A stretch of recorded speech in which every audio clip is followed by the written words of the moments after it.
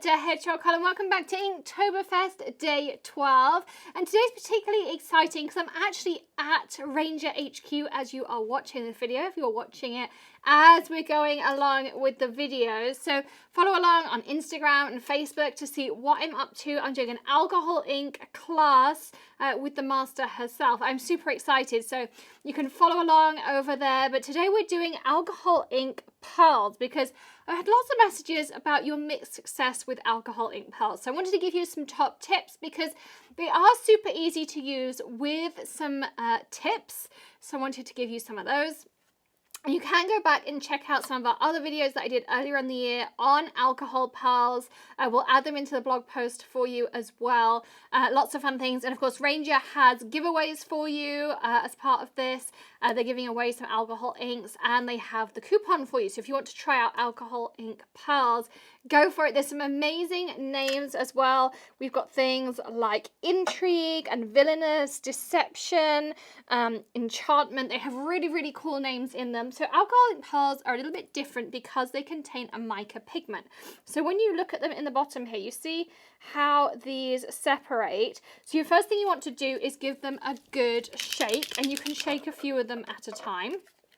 So I'm just going to kind of grab a couple of handfuls here and I'm going to start shaking while I'm talking to you. And of course, don't forget to hit subscribe, hit the like button, subscribe to the playlist as well, Inktoberfest 2019. Check out the blog post for today's giveaway as well and today's coupon code from Ranger as well for all of those fun things. So the first thing you want to do is make sure you give your alcohol pearls a good shake. Now you can work on all of the usual substrates you're used to working on. So you've got Yupo paper, our acrylic paper. You have, okay, they're good to go. You have your glossy alcohol ink cardstock. If you like using things like mineral paper poster board, you can still use those. You can't use your alcohol lift ink because of the mica pigment. It's not going to work so well.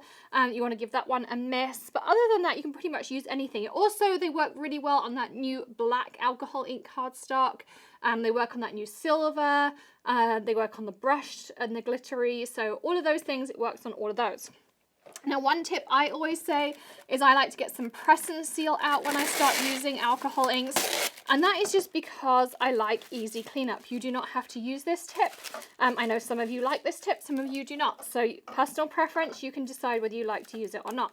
But for me, it's just super easy because I take this away afterwards and my cleanup is done. But you can use your blending solution with them. So here I have some Yupo. And what I'm going to do is I'm just going to put some blending solution down on here, like this.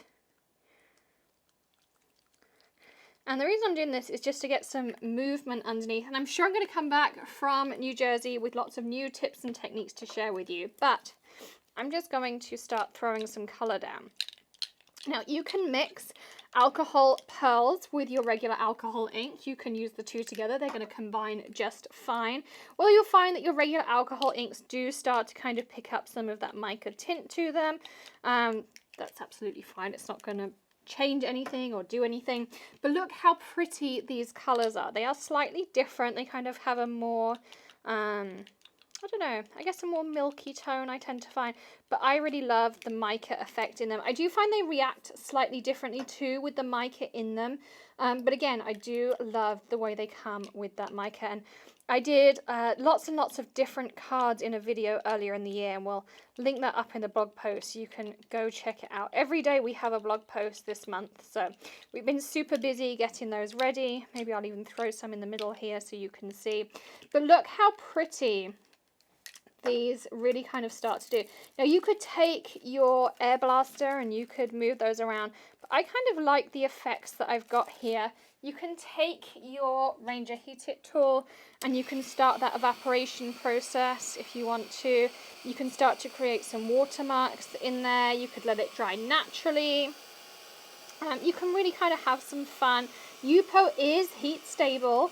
So you can do all sorts of fun things. If you're going to stamp on top of this, I really recommend going with archival because it's going to work on your non-porous surfaces.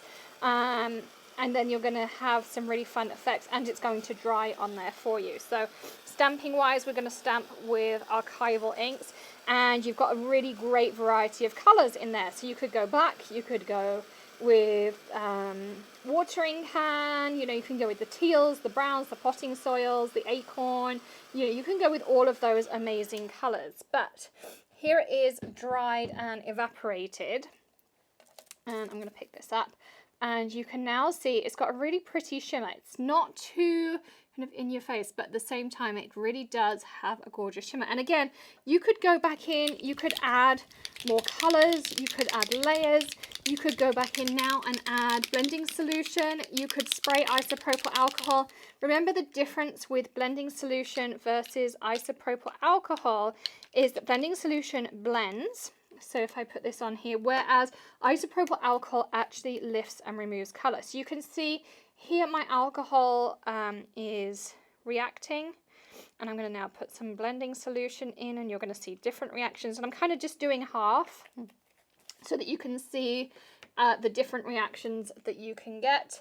And I'm just going to leave that one to kind of dry naturally, but you can see how you can get some really fun organic things going on, or you can leave it kind of quite pretty and plain. So I kind of like both effects. It really depends on the project. You can still do the foiling techniques that I've shown you. So if you get some really kind of wet edges, you can add foil onto those as well. You can go and check back those older videos. We have a whole playlist just on alcohol inks. So when I do a topic, I do always try to add them to a playlist. And of course, Inktoberfest has its own playlist, but this will also get added into the alcohol ink playlist as well. So you can see kind of how those things are morphing. If you want to stop that reaction, you can start the evaporation, and we can start drying that out as well. So we can do that process. I really like the heat it tool for this. It's absolutely perfect, and we really have a pretty piece on here. So I've worked today on Yupo rather than working on our tag, because of course we worked on our tag. We're not going to get any of that movement because it's not a non-porous surface or an alcohol ink friendly surface. So what I'm going to do is I'm going to take some sections of what we've created, and I'm going to stick it on to my tag so that we have our reference. I'm going to move these off to the side here, and this is why I love this trick, because I just take my press and seal. Of course, we can reuse it as many times as we want, or you can dispose of it accordingly. And then what we can do is cut this down here. So I think what I might do, just want to make sure it's not quite dry yet. So I am going to take my press and seal, because it's perfect for this, and I'm going to pop it over the top. And you can pop it in your trimmer, because this trimmer is so super, super sharp. And what I'm going to do is I'm going to cut a piece down here. And of course this is protecting my trimmer surface, so I don't have to worry about that. And the idea is that I also want to have a piece that I can put on a card afterwards as well. So I'm just going to take a thin piece off of here, and now I have a nice piece to pop on a card front as well. So I can just take these off. So you can see we've got these really pretty pieces, the two options. And then let me show you, this is the card front that we've got left here. Really, really pretty, that we can use on a project later on. But here is today's tag. And my favorite glue to use with Yupo is actually the Gina K Connect. For me, I find it just works the best. So I'm just going to pop some dots on there. And I'm going to stick this piece on the side and press down. And then I'm going to use, this one here, just like that. And I'm going to press down on this side. So then we can write our notes. And of course, so if you have to use, or you need to use for different things, you can still create your tags of how-tos, and we've got a really pretty panel to use in our card making as well. But here, of course, now we have our alcohol pearls with our tips that we can still use, all of our substrates with alcohol inks. We can use all of our alcohol blending solutions. It's not going to, of course, work with our alcohol lift ink with that mica pigment in there, but we can still use everything else, and we still got all of that beautiful layering in there. We can still use our foil techniques if we want to as well. I just absolutely adore this background. Isn't it absolutely gorgeous? So I hope you enjoyed today's tip and today's to say, don't forget to check out Instagram and Facebook to see what I'm up to in New Jersey at Rangers HQ. Lots of fun things coming along. Check out the giveaway, check out the coupons, all those fun things. And I'll see you again tomorrow for another Inktoberfest tip. See you soon. Bye.